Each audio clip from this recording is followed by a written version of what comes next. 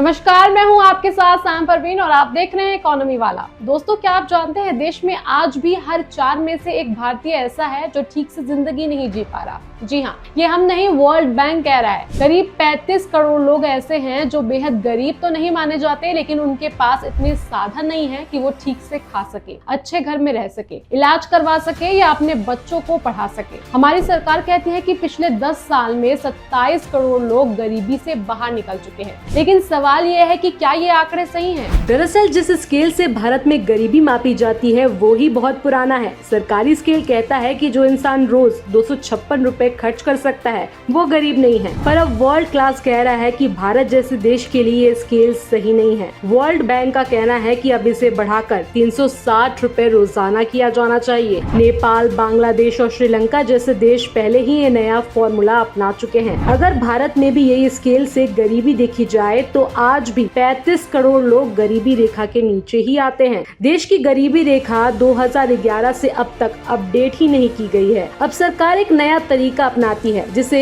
Multi dimensional poverty index कहा जाता है, जिसमें बिजली, पढ़ाई, साफ सफाई, घर जैसी चीजें देखी जाती है। MPI के अनुसार 2013 में जहां 29% लोग गरीब थे, ये अब घटकर 11.3% रह गए हैं। पर असल जिंदगी में हालात क्या है वो आप बेहतर जानते हैं। दोस्तों, आज भी अमीर गरीब की खाई उतनी ही चौड़ी है। भारत की कुल संपत्ति का 40% सिर्फ 1% सबसे अमीर लोगों के पास है, जबकि निचले 50% लोगों के पास सिर्फ 6.4% दौलत है। तो सवाल यह है कि क्या गरीबी सिर्फ आंकड़ों में कम हो रही है? क्या GDP की ग्रोथ से वाकई किसी गरीब का जीवन स्तर बेहतर हुआ है? क्योंकि जब तक देश की बड़ी आबादी के पास बेहतर जीवन जीने के लिए बुनियादी सुविधाएं नहीं होंगी, तब तक विकास का मतलब अधूरा है। इस खबर पर अपनी राय कमेंट में जरूर दें और बाकी खबरों के लिए देखते रहिए इकोनॉमी वाला।